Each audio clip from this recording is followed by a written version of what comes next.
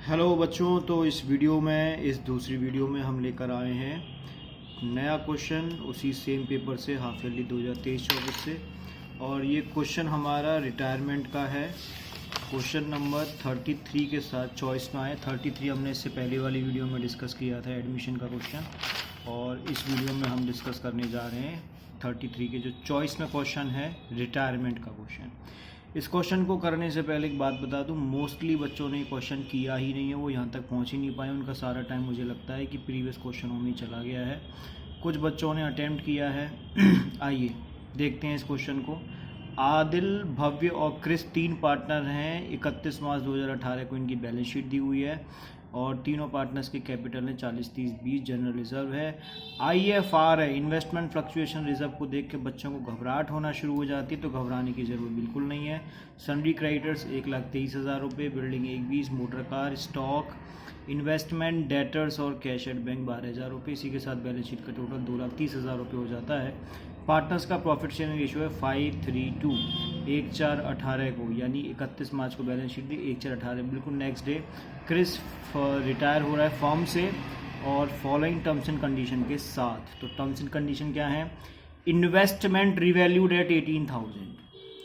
Investment balance sheet में दिया है 20,000 रुपये का और इन्वेस्टमेंट को रिवैल्यू किया गया 18,000, यानी 20,000 से 18,000 2,000 की वैल्यू इन्वेस्टमेंट की कम हो चुकी है। अब बच्चों के दिमाग में ये आएगा कि सर इसका क्या ट्रीटमेंट होगा, तो बच्चों घबराने की ज़रूरत बिल्कुल नहीं है। इन्वेस्टमेंट के लिए हमें सपोर्ट में दिया है IFR। इस IFR का यूज़ करेंगे, जो IFR 2,000 रुपये का दिया हुआ है, तो इसकी हम एंट्री बना लेंगे। IFR account debit, investment fluctuation reserve account debit 7,000, to investment 2,000। 2,000 क्यों? क्योंकि 20,000 का इन्वेस्टमेंट था और हमारी उसकी वैल्यू कितनी रह गई? 18,000 रुपये रह गई। तो 18,000 यानी 2,000 रुपये कम हो गया। रेस्ट ऑफ द अमाउंट कितना बचा? 5,000 बचा।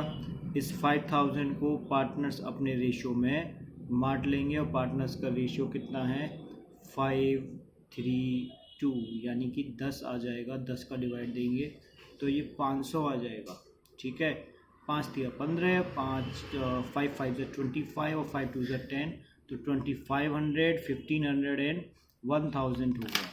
तो हो गया ना इसका ट्रीटमेंट। तो IFR का ट्रीटमेंट हमारा, इन्वेस्टमेंट का ट्रीटमेंट हमारा कंप्लीट हो गया। गुडविल वैल्यू करनी है 3 साल के हिसाब से, 3 साल की परचेज है। एवरेज प्रॉफिट लेना है लास्ट 4 ईयर्स का। यस, तो लास्ट 4 ईयर्स के लिए हमारे पास 14-15, 15-16, 16-17, 17-18 लास्ट 4 साल के प्रॉफिट हमें दिए हुए हैं। Chris was paid in full, Chris को पूरा पेमेंट किया गया। Adil and Bhavya borrowed the necessary amount from the bank on the security of building to pay off Chris. Adil और भव्य क्रिस को देने के लिए, क्रिस को पेमेंट करने के लिए बैंक से लोन लेते हैं और बदले में बिल्डिंग को एज ए सिक्योरिटी बैंक के पास गिरवी रख देते हैं।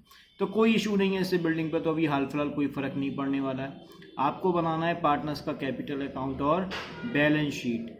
रिवैल्यूशन में जाने के लायक इसमें कोई आइटम नहीं है। इन्वेस्टमेंट हो सकता था लेकिन IFR दिया है, उस वजह से वो बच गया। तो चलिए टाइम वेस्ट ना करते उस क्वेश्चन को करते हैं फटाफट। तो बात करें, पहले इन्वेस्टमेंट की बात कर ली हमने। इसमें इन्वेस्टमेंट के साथ अब बात कर लेते हैं कैलकुलेशन ऑफ गुडविल की।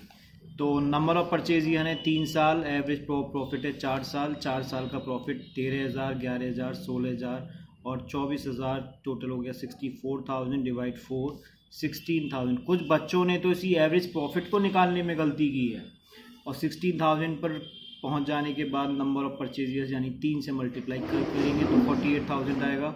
48,000 जो है वो वैल्यूएशन ऑफ गुडविल होगी। लेकिन हमारे पास क्रिस हैं पार्टनर, उनका शेयर है 2/10, तो क्रिस का जो प्रीमियम है वो हो जाएगा 48,000 × 2/10 यानी 9,600। अब बारी आती है कि गुडविल तो हमारे पास आ गई, प्रीमियम होता नए पार्टनर का आ गया।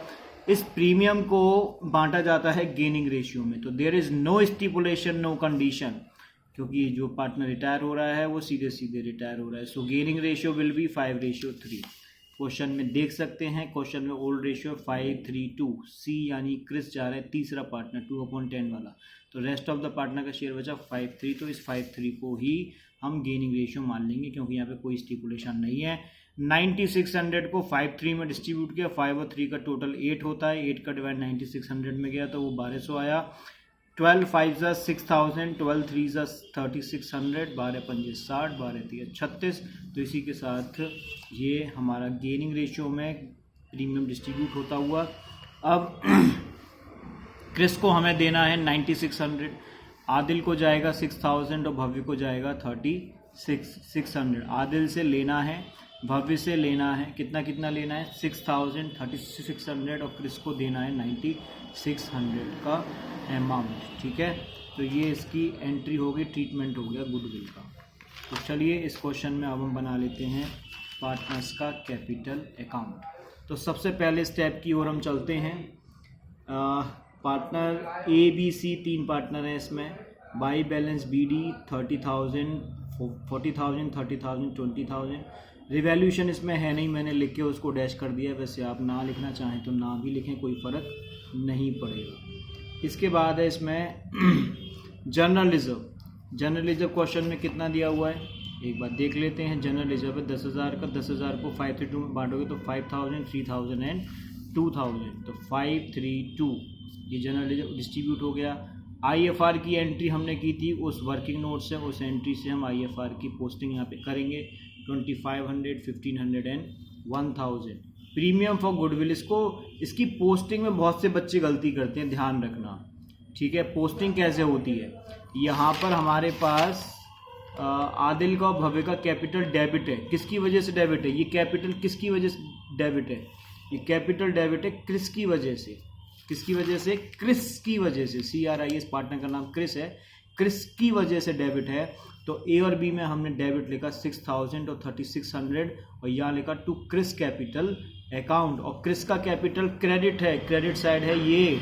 क्रिस का कैपिटल क्रेडिट है किसकी वजह से, आदिल की वजह से और भव्य की वजह से। आदिल की प्रीमियम आदिल से जो आएगा वो 6000 और भव्य से आएगा 3600। तो इस एंट्री की पोस्टिंग करने में गलती मत कीजिएगा। तो कैपिटल अकाउंट में बस इतना ही। इसके साथ इसकी बैलेंसिंग हो जाएगी, तो बैलेंस निकल के आएगा 41,500, 30,900 और 32,600 रुपये। और आपका पार्टनर्स कैपिटल अकाउंट होता है कंप्लीट। और यहाँ पे जो टोटल आ रहा है वो यही आ रहा है 47,500, 34,500 और 32,600। ठीक है जी। अब आ जाते हैं इसकी बैलेंस शीट पर। देखिए बैलेंस शीट कैसे बनती है। हमने सबसे पहले हम एसेट्स की बात कर लें, तो एसेट्स में बिल्डिंग है 120 उतार दिया हमने। मोटर कार 18 नोट कर दिया हमने। स्टॉक 20 नोट कर दिया हमने। Investment, there is a change in the value of investment, so that's why investment मैंने रेड इंक से यहाँ पे मार्क किया हुआ है। इन्वेस्टमेंट की वैल्यू 18,000 ही लिखेंगे। डेटर्स में नो चेंज, तो एज इट इज़ 40,000 आ गया। कैश बैलेंस 12,000 है, यहाँ पर नील है। देखिए कैसे नील है उसको थोड़ा समझ लेते हैं, कैश बैलेंस के साथ क्या पंगा हुआ है। तो बेटा क्रिस को पे करना था 32,600 रुपये। कैसे पे करना था, कैपिटल अकाउंट से आया कि क्रिस को हमें 32,600 रुपये देने हैं। अब देने हैं, हमारे पास पहले से कैश बैलेंस कितना मौजूद है, हमारे पास 12,000 रुपये अवेलेबल है कैश इन हैंड। ये we have cash balance in balance sheet, ये बैलेंस शीट में दिया हुआ है 12,000 रुपये। 32,600 में से 12,000 गया तो बचा कितना, 20,600 की डेफिशिएंसी। ठीक है। अब आदिल भव्य विल ब्रिंग कैश रुपीज़ 20,000, नहीं ये नहीं होता। मोस्टली क्वेश्चन में ये होता है कि पार्टनर कैश लाते हैं, लेकिन यहाँ पर ऐसा नहीं है। यहाँ पर क्वेश्चन में चेंज है। यहाँ पर क्या चेंज है, Adil and Bhavya borrowed the necessary amount from the bank on security of building to pay off Krish. तो उन्होंने बैंक लोन लिया है। क्या लिया है, बैंक लोन लिया है। तो जब बैंक लोन लिया है तो उसमें क्या एंट्री हम बनाएंगे, हमने जब बैंक लोन लिया है पार्टनर्स ने, तो ठीक है 20,600 हम बैंक लोन के नाम से दिखाएंगे। तो उसकी हमारे पास एंट्री क्या होगी, उसकी हमारे पास एंट्री होगी bank account debit to bank loan account. ठीक है, 20,600 रुपये, 20,600 रुपये। अब हमारे पास कैश में कितने रुपए थे, हमारे पास कैश में थे, बैलेंस शीट में हमें कैश बैलेंस दिया था ना, कैश अकाउंट बैलेंस शीट में कितना कैश दिया था, टू बैलेंस BD 12,000 रुपये थे। अब हमारे पास लोन कितना आ गया बैंक में, ये कैश ले लो या इसको बैंक ले लो, एक ही बात है। अब लोन आ गया तो हमने लिखा यहाँ पर टू बैंक लोन, तो बैंक लोन कितना है हमारे पास 20,600। अब टोटल हमारे पास कितना हो गया जी, 32,600 हो गया। अब 32,600 से किसको पेमेंट करना है, बाय क्रिस कैपिटल, तो क्रिस की कैपिटल को हम पेमेंट करेंगे 32,600 रुपये का। ये हम पेमेंट कर रहे हैं क्रिस को 32,600 कर दिया। अब कैश बैंक बैलेंस हमारे पास क्या बचा, हमारे पास बैलेंस बचा नील, कुछ भी नहीं बचा। क्यों, 12,000 थे, 20,600 लोन के आगे एज इट इज़ वो क्रिस को हमने पे कर दिया, ठीक है ना। तो इस वजह से यहाँ पे जो कैश का बैलेंस था वो क्या आ गया, नील आ गया, ठीक है। तो ये एसेट साइड कंप्लीट हो गई, इसका टोटल हो गया 2,16,000।